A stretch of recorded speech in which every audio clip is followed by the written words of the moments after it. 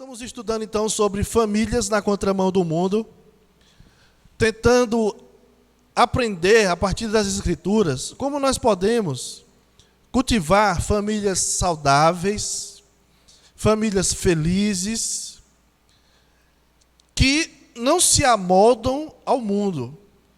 Então, o mundo dita muitas coisas para nós, inclusive sobre o significado de família. Então, nós temos aprendido a partir das Escrituras o que é uma família. Temos aprendido a partir das Escrituras o que é uma mulher, porque o mundo também está desconstruindo o conceito de feminilidade. Tentamos descobrir também na semana passada o conceito de homem, de masculinidade, tentando ir contra o que o mundo tem dito que é masculinidade.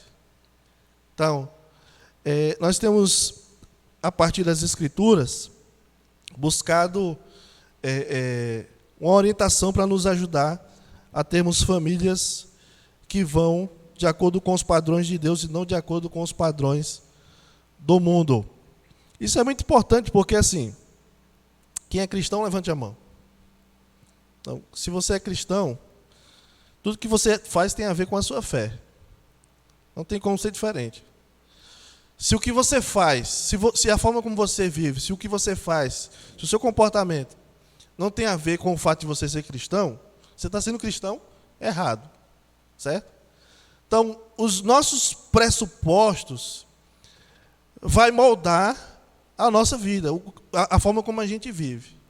A nossa cosmovisão, o nosso óculos, vai moldar a forma como a gente enxerga as coisas, né? Então, a cosmovisão, né? Que é a visão de mundo, cosmos, mundo, visão. A cosmovisão é a visão de mundo. Um cristão, ele vê o mundo como um cristão. Um ateu, ele vê o mundo como um ateu. Então, cada um com seu pressuposto. Então, por sermos cristãos, nós temos padrões distintamente cristãos, de família, de feminilidade, de masculinidade, e é o que nós temos procurado descobrir de acordo com a palavra de Deus. Hoje nós vamos falar sobre família consagrada. Família consagrada, baseada aqui em Juízes, capítulo 13. Nós vivemos numa época em que coisas terríveis acontecem na sociedade.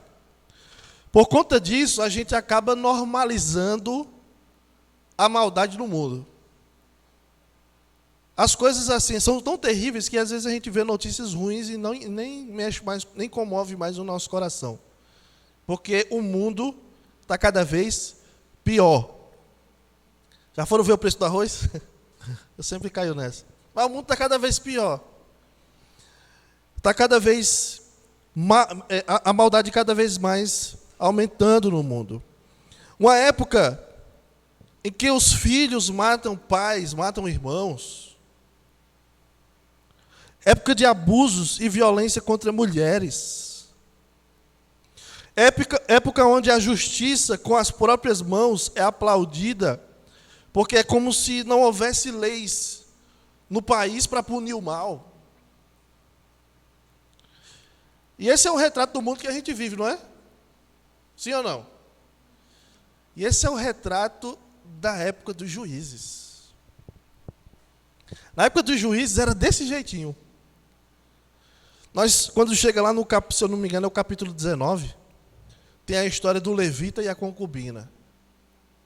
É uma das histórias mais pesadas que nós temos na Bíblia, nas Escrituras. Depois dê uma lida. Não vou falar aqui não, porque é muito pesado.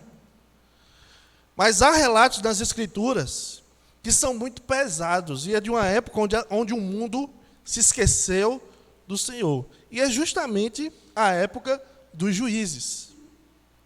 No final de Juízes, nós temos o refrão do livro. Capítulo 21, versículo 25, nos é dito que naqueles dias não havia rei em Israel. Então, se não havia rei, não havia governador, não havia leis, não havia decretos, não havia certo e errado determinado pelo governo. cada um fazia o que era reto aos seus próprios olhos. Era essa a época do juiz. Então imagine só, certo e errado depende de cada um. Então, o camarada chegava no lugar e dizia, esse terreno é meu. Aí o outro dizia, como assim é seu? Eu comprei, eu paguei. Não, é meu porque eu mando aqui. Eu mando nesse lugar. Quem vai intervir na situação? Então, na época dos juízes, cada um fazia o que era reto aos seus próprios olhos. Como nós bem sabemos, a época dos juízes de Israel era um período sombrio na história do povo. O povo vivia num ciclo vicioso de pecado, de disciplina, de desafogo da parte do Senhor. Natan vai colocar para nós que nós aprendemos, estudando isso aqui algumas vezes, que no período de juízes havia o ciclo DDD. O ciclo DDD começa lá em cima. O povo se desviava dos caminhos do Senhor, seguindo outros deuses. Lembra que Deus tinha dito para o povo de Israel, desde os livros da lei, Deus tinha dito, olha, quando vocês entrarem na terra prometida, tirem todas aquelas pessoas de lá, os seus deuses, porque senão vocês vão adorar outros deuses. A primeira coisa que Deus disse para o povo de Israel, a primeira lei foi, não terás outros deuses diante de mim. Então, quando o povo de Israel chegasse lá, não se contaminar com aquelas pessoas, para não se contaminar com os ídolos, eles deveriam eliminar todos os cananeus. Então, isso gerou, eles não fizeram isso, né? A gente lê no livro de Josué que o povo ia conquistando terras, localidade, mas iam ficando amigos dos povos e das suas religiões. Não eliminavam os deuses, e isso levava à idolatria. Qualquer oportunidade que a gente dá para um ídolo no nosso coração, a gente vai trocar ele por Deus. Vai trocar, porque o nosso coração faz isso. Direto. O povo de Israel fez isso. Então, na época dos juízes, nós temos esse ciclo. O povo se desviava, adorando outros deuses. Depois, Deus enviava uma disciplina. Deus dizia, olha, eu vou levantar um povo para subjugar cada um de vocês. Né? Na época aqui de Manoá, capítulo 3, versículo 1, vai dizer que era a época dos filipenses. Filipenses é o Novo Testamento. Os filisteus. Era a época dos filisteus. Os filisteus estavam agora subjugando o povo de Israel. Era a disciplina do Senhor.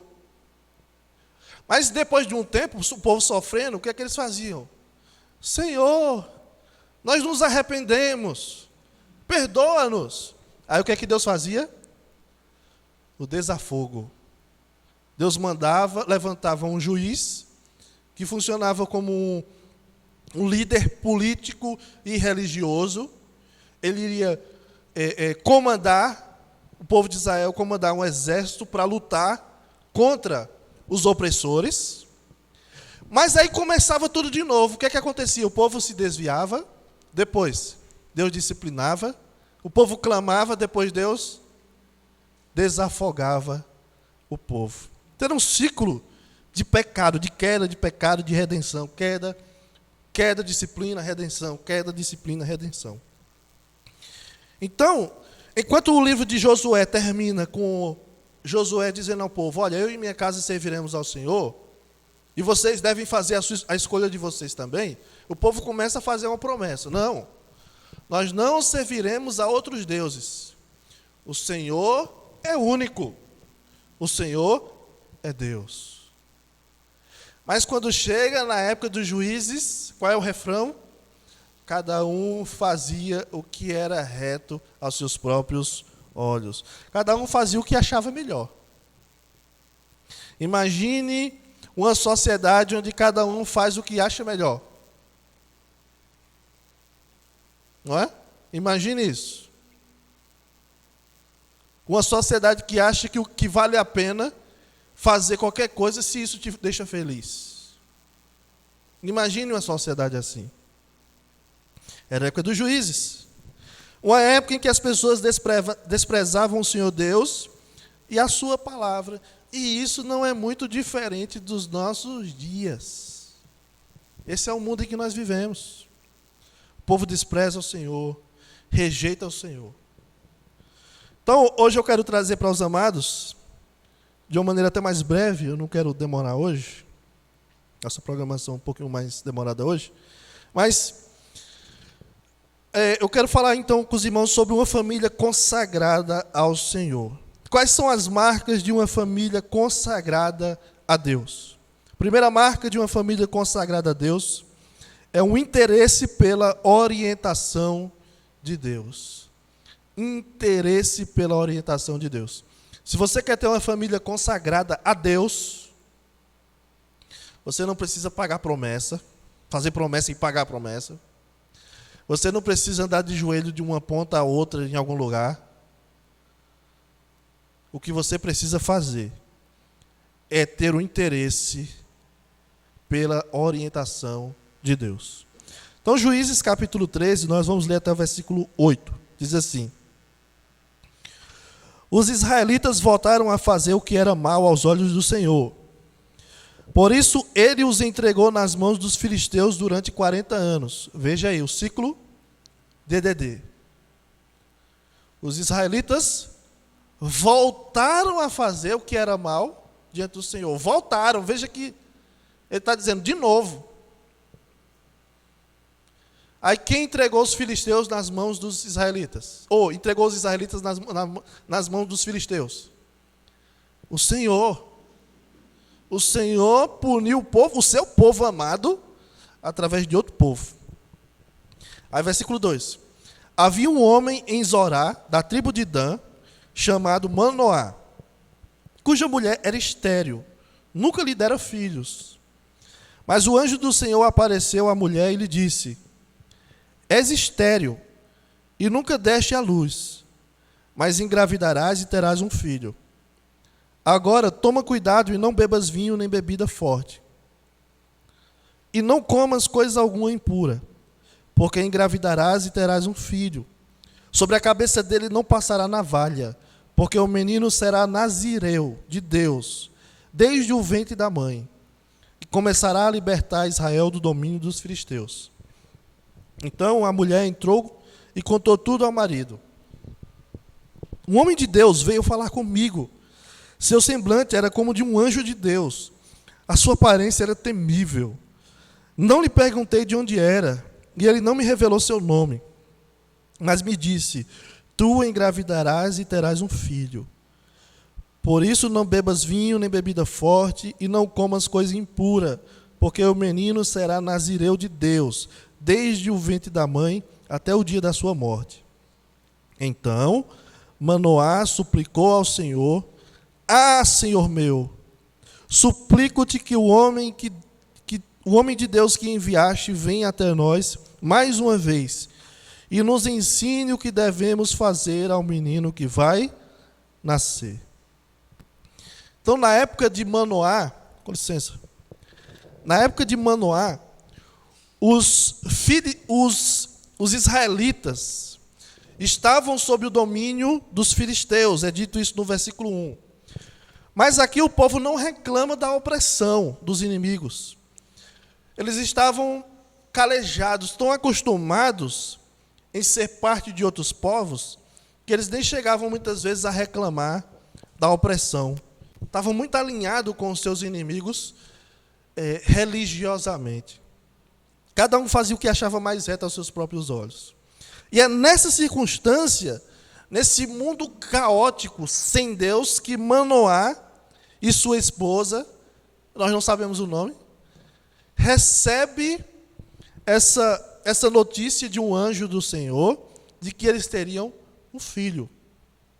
A esposa de Manoá recebeu a visita do anjo do Senhor. O anjo do Senhor, eu não sei se na sua Bíblia está assim, mas em geral, a expressão anjo do Senhor aparece com letras maiúsculas, né? Anjo, a letra A maiúscula, e descrevendo, não um anjo qualquer, como o anjo Gabriel, arcanjo Miguel e outros aí, que talvez tenham algum nome. Mas o anjo do Senhor é uma figura que representa o próprio Senhor Deus.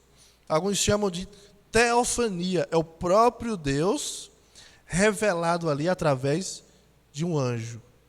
Vocês lembram quando Abraão fez um lanche para os anjos, né? Dentre os anjos ali tinha o anjo do Senhor, uma figura diferente, para se referir ao próprio Senhor. Mas o anjo o anjo aparece e diz que ela vai ter, a mulher de Manoá vai ter um filho. Esse filho seria Nazireu. Nazireu, que quer dizer consagrado, separado, devoto. Separado para o uso exclusivo de Deus. Diz que ele não poderia cortar o cabelo. E algumas pessoas pensam que, e aqui está se referindo a Sansão, né? Obviamente. Vocês sabem, né? É Sansão. Como eu não vou contar a história de Sansão, então não faz mal eu contar esse spoiler. Está falando sobre Sansão. Mas algumas pessoas pensam que a força de Sansão estava no seu cabelo, certo? Então, quando cortou o cabelo, ele perdeu a força, ele ficou fraco. Mas o cabelo era símbolo da sua devoção, do fato dele ter sido consagrado ao Senhor. O seu cabelo comprido era um sinal para a sua família, sinal para outras pessoas, de que ele não poderia ser exposto à contaminação. Então, é dito que ele não poderia beber vinho ou bebida forte. Então, as pessoas deveriam ter o cuidado de não levar Sansão para ambientes onde isso estivesse presente. Ele não poderia se contaminar com essas coisas, porque ele era consagrado ao Senhor. Então, era uma forma de ele ser respeitado. Sansão, o filho de Manoá, ele seria alguém usado por Deus para a obra de livramento de Israel do domínio dos filisteus.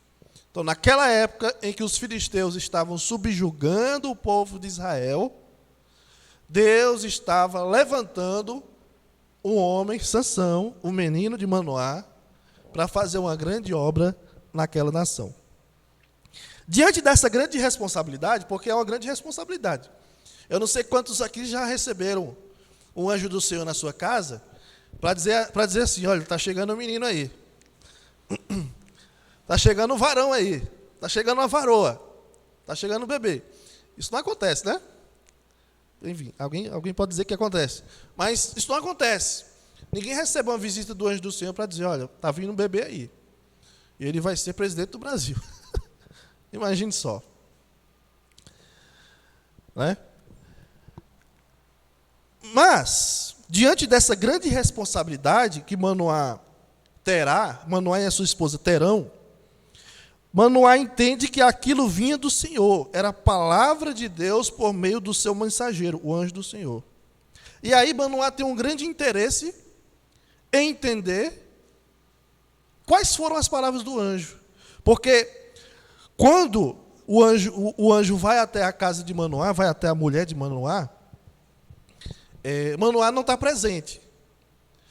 Toda a orientação que foi dada foi somente à mulher de Manoá. Olha, você vai ter um filho, então evite beber, porque você vai ter um bebê. Né? E tenha cuidado, porque esse menino ele vai ser nazireu, vai ser consagrado ao Senhor, vai ser devoto. Então tenha cuidado. Quando Manoá sabe disso, porque a sua esposa vai até ele dizer, olha, um anjo do Senhor veio, aliás, um homem veio, a aparência de um ser temível. Ele veio e disse que eu vou ficar grávida. E que o nosso filho vai ser assim, assim, assim, assado. A primeira preocupação de Manoá não é dizer assim, mulher, deixa de inventar coisa. Oxi, coisa feia. Fica inventando essas conversas, está assistindo muito novela. Para de inventar coisa, está assistindo muito novela da Record, as novelas evangélicas. Para de inventar isso, mulher. Manoá, a primeira coisa que ele diz é o quê? a primeira coisa que ele faz é o quê? Suplicar ao Senhor, orar ao Senhor, está no versículo 8. Pedir a Deus que aquele homem, aquele anjo do Senhor, retorne e dê instruções, mais instruções, sobre o que eles devem fazer em relação àquela criança. Como cuidar daquela criança. Isso aqui, o pastor Almir fala disso no livro dele, Orando pela Família. Ele diz que isso aqui é um pedido de oração, é uma oração a Deus, pedindo por sabedoria para criar o seu filho. A primeira coisa que Manoá faz é suplicar ao Senhor. Ele se interessa no que Deus diz. Ele está interessado pela orientação de Deus. E ele pede a Deus: Deus, nos oriente, nos guie. E numa época em que as pessoas se esquecem de Deus, em que cada uma das pessoas acham que sabe o que faz, em que cada pessoa acha que sabe cuidar das suas famílias do jeito melhor, fazendo do seu jeito, Manoá busca a direção do Senhor. No nosso caso, é a mesma coisa. Nós vivemos num contexto, num mundo, em que criar filhos é extremamente complicado. Não é à toa, eu não deslegitimizo. Vou pegar outra palavra aí. Enfim. Talvez seja legítimo que uma pessoa. Não ria, não. Talvez seja legítimo que uma pessoa diga assim: olha, o mundo é tão cruel, eu acho que eu não quero ter filhos, não. Porque a pessoa está pensando, né? Não é? Ela está raciocinando. Eu já falei com vocês sobre isso, né? Meus filhos não foram planejados. Não foi assim: nós vamos ter um filho tal tempo, com tal tempo nós vamos ter um filho. Só vieram quando eu estava liso. Só vieram quando eu estava liso. E olha, eu estou liso, eu estou preocupado. Estou preocupado. Porque esse ano as coisas estão caras, né? Aí já estou vendo, aí, Deus vai mandar um menino. E é bem grandão, eu acho. Para comer arroz. Vai comer arroz desde cedo. E assim, não é fácil criar filhos. Então, algumas pessoas pensam: eu não quero ter filhos, porque o mundo está ruim demais, o mundo está uma bagunça e tal. Eu não quero colocar um filho nesse mundo para sofrer, para passar por isso, por aquilo. E eu entendo isso, de certa forma. Mas qual é o problema? Imagine, você tem esse pensamento: não, eu não quero ter filhos, eu não quero ter. E de repente Deus visita a sua casa, como Ele visitou a minha, não do jeito aqui de Manoá, né? Mas nós não estávamos planejando ter filhos, e tivemos. Imagine só, acontece. E aquele seu pensamento: eu não quero ter filho, eu não quero ter filho. Isso vai lhe acompanhar na gravidez. Eu não queria, né? Isso pode acompanhar durante a gravidez. Eu fico imaginando isso.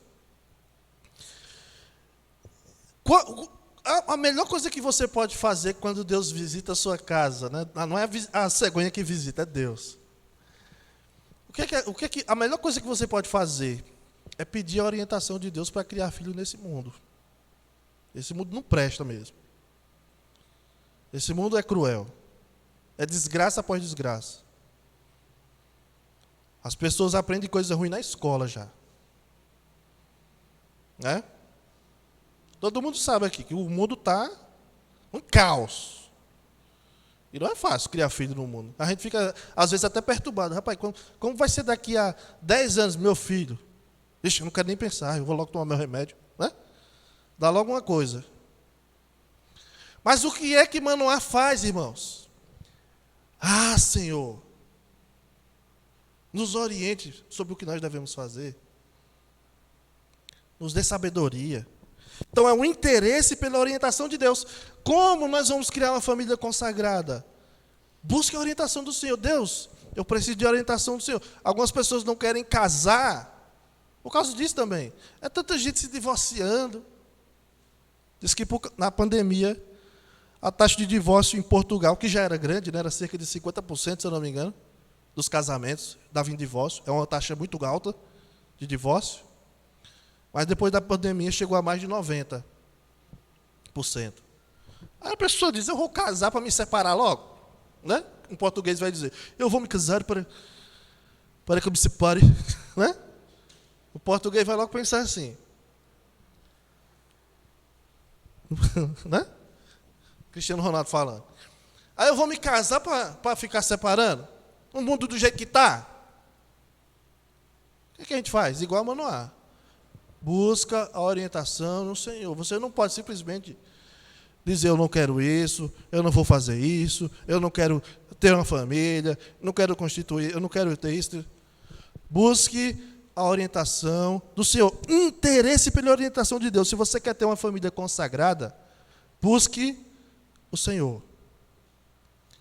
Segunda marca de uma família consagrada é a atenção à orientação de Deus.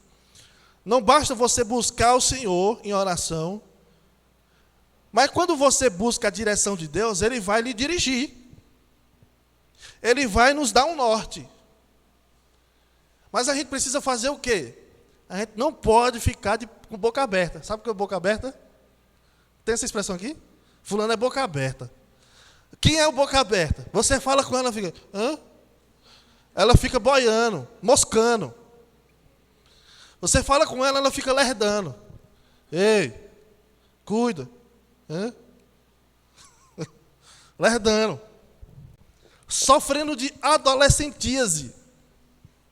Que é uma coisa que acontece numa faixa etária aí. Você fala com adolescente, alguns, né? Nicolas não. Não é Nicolas? Hã? Nicolas, hã? Mas acontece. Nós precisamos ter atenção à orientação de Deus. Veja o que diz o versículo 9 até o versículo 14.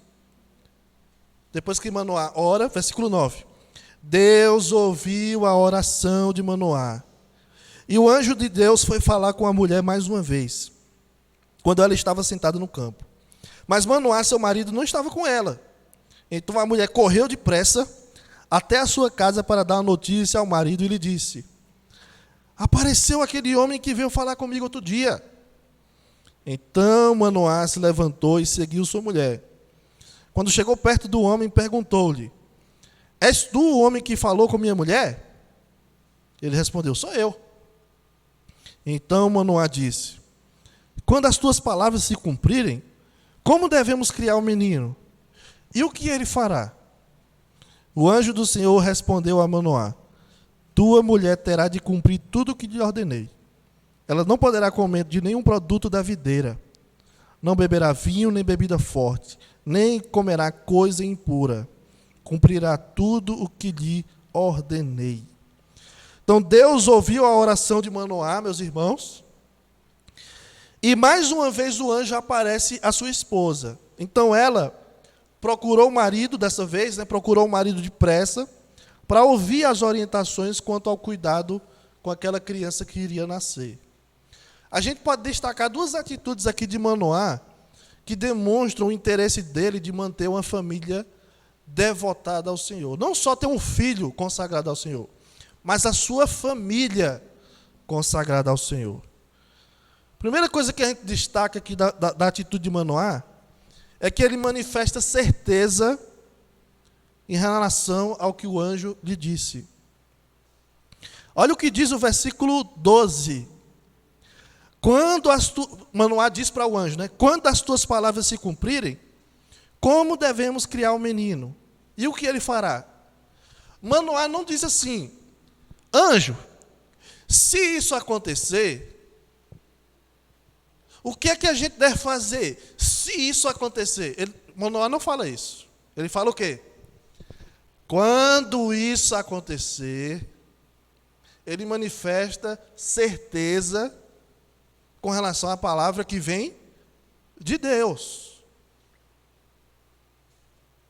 A palavra que vem de Deus, ele manifesta convicção, confiança. Eu vou ser pai.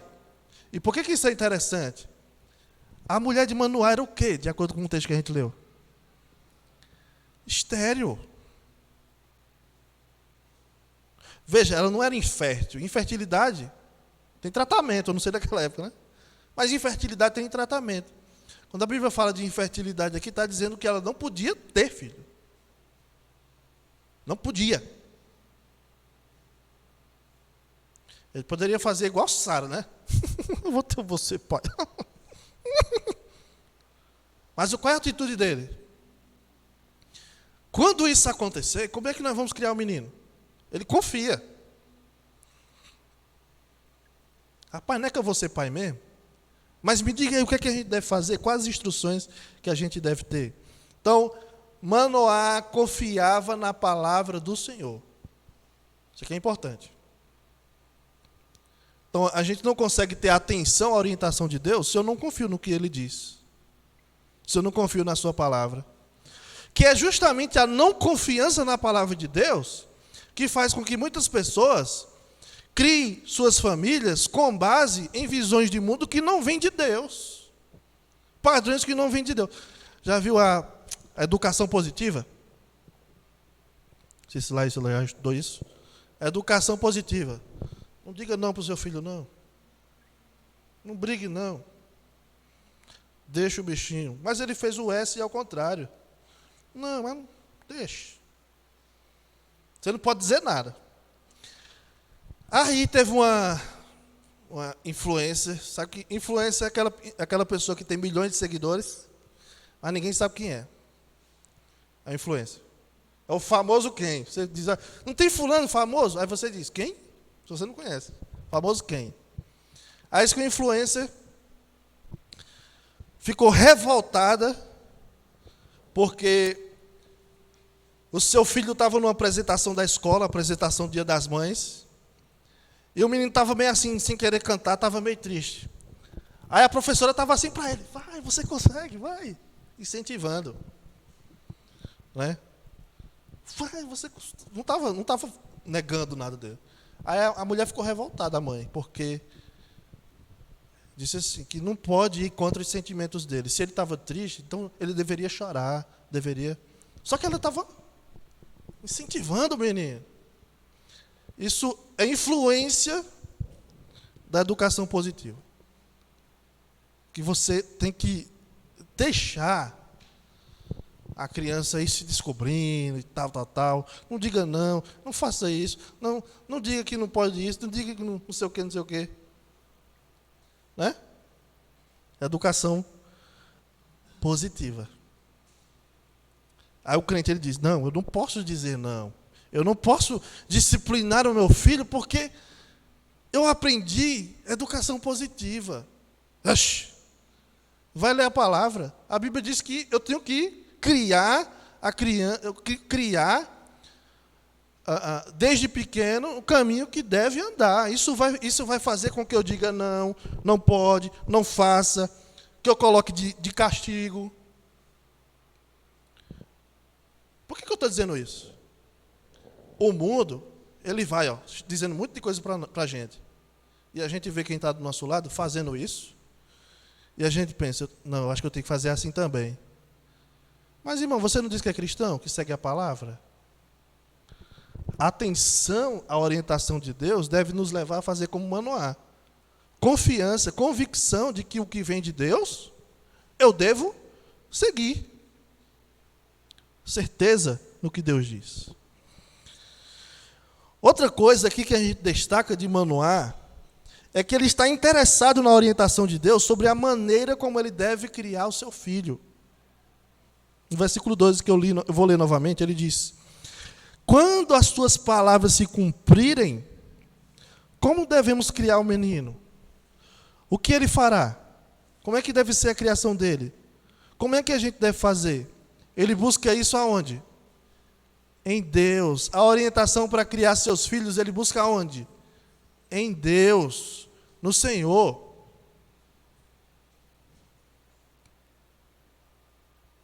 No mundo em que tantas pessoas dizem tantas coisas sobre criação de filhos, ninguém é melhor do que Deus para nos orientar. Manoá acreditava assim, e nós devemos acreditar assim também. E existem pais que se preocupam com a escola dos filhos, são coisas importantíssimas. Se preocupam com a escola dos filhos, se preocupam com a carreira profissional dos filhos, com a faculdade dos filhos, cobram muito em relação a essas coisas, cobra disciplina em relação a essas coisas, Mas nós não vemos esse mesmo empenho, essa mesma busca, essa mesma ambição em relação a saber se os filhos estão orando, lendo a palavra, buscando ao Senhor. Pais interessados em ter uma família consagrada orientam seus filhos na palavra, buscam uma vida espiritual saudável no seu lar. E às vezes, para muitos pais, os filhos podem perder qualquer coisa que tenha a ver com a igreja, com a fé, pode perder qualquer coisa, mas não pode perder nenhum outro compromisso ou horário que tenha a ver com coisas terrenas, que passam, que logo se acaba. A nossa vida é como neblina, como um vapor, como um sopro, e nos gastamos por coisas que não vão nos levar para a eternidade jamais. Você acredita que Deus orienta seus pais a criar seus filhos de um jeito que seus filhos esqueçam do próprio Senhor? Ou você ora, Deus, me dê orientação para criar meus filhos, e o pai cria os seus filhos justamente para se esquecer do Senhor. Isso vem de Deus? Os pais que não buscam guiar seus filhos na fé, a sua família na fé. O compromisso de Manoá é ter uma família consagrada ao Senhor. E ele pede a orientação de Deus. Como eu devo criar essa criança? Aí a atenção à orientação de Deus é justamente essa. Primeiro, volta aí. Ele tem um interesse pela orientação de Deus. Ele quer saber o que é que Deus está dizendo. Eu quero ouvir o Senhor. Em segundo lugar, ele está atento à orientação do Senhor, porque ele não quer só entender, ele não quer só ouvir o que o Senhor tem a dizer, ele quer, com muita atenção, viver a orientação do Senhor, a direção do Senhor para a sua família. Então, para a gente finalizar aqui, irmãos, ore por sabedoria divina para cuidar da sua família. Você, esposa, vó, tia, marido, filho, ore pela sua família. Esse mundo não presta, né? O mundo assim, eu digo o mundo não, vocês entendem o mundo como todo o sistema pecaminoso que está por aí, né? De que as coisas, tem muita coisa boa na vida, certo? Ah, pastor, então eu tenho que sair da minha natação. Não, pode ir, vai. Não estou falando dessas coisas não, mas estou falando de todo o sistema pecaminoso que há no mundo. Todas essas coisas que o mundo, a filosofia do mundo, as crenças do mundo. Ore por sabedoria divina para cuidar de sua família. Quem garante, assim, que garantias você tem de que seu filho no futuro não vai ser um criminoso? De que seu filho no futuro não vai andar nos caminhos do Senhor? De que seu filho no futuro não vai querer saber de você? Que garantias a gente tem? A gente não tem. Essa é mais uma razão para todos os dias você orar pela sua família, orar pelos seus filhos, orar por sua esposa. Coloque em oração. Peça a Deus sabedoria para cuidar de sua família. Sabedoria. Peça a Deus graça. Depende da graça de Deus. Segunda coisa, esteja atento às orientações de Deus para a sua família, como esteve atento Manoá. Deus falou com ele e ele fez perguntas.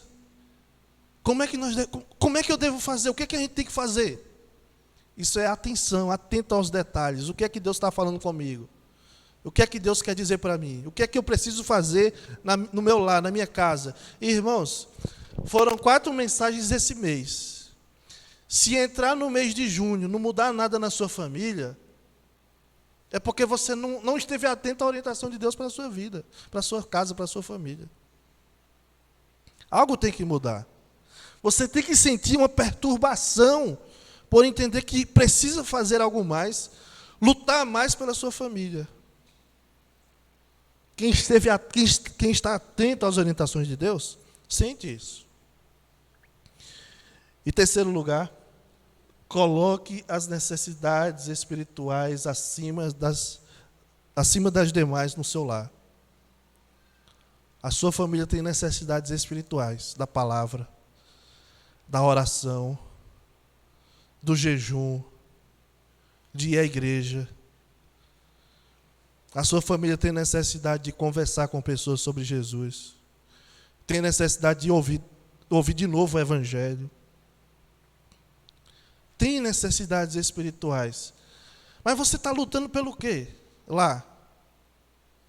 Talvez seja por outras coisas. Manoá diz: me diga, Senhor, o que eu devo fazer. Então, lute pela sua família, buscando cultivar coisas espirituais acima das terrenas, passageiras. Eu não estou dizendo, irmãos, que eu não devo fazer o melhor possível para que minha filha no futuro, se ela disser, pai, eu queria ser médica, eu dizer, não, você não vai ser médica. Você é filha de pastor, então filha de pastor tem que ser missionária. Eu não vou fazer isso com minha filha. Eu vou dizer, ótimo, filha. Agora arruma alguém para pagar teus fiéis, porque eu não tenho não. Né? Eu não tenho não, não venha não. O fiéis não é comigo. Vai pedir a tua tia.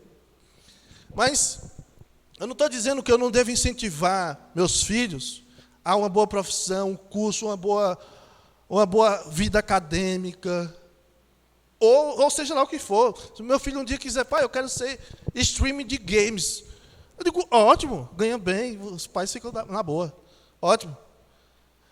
Mas, ainda assim, as necessidades espirituais da minha família são prioridade. Então eu vou orar com ele, vou ler a palavra com ele, vou levá-lo à igreja comigo. É isso.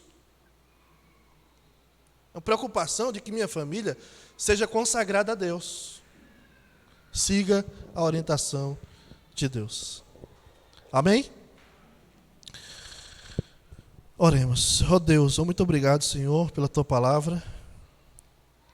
E pedimos, Senhor, mais uma vez, que o Senhor nos oriente, nos dê graça, Senhor, através do Teu Santo Espírito, para guiarmos, Senhor, nossas famílias na contramão desse mundo, na contramão dos padrões que o mundo oferece, e que possamos seguir, Deus, os ensinos do Senhor e do Evangelho de Cristo.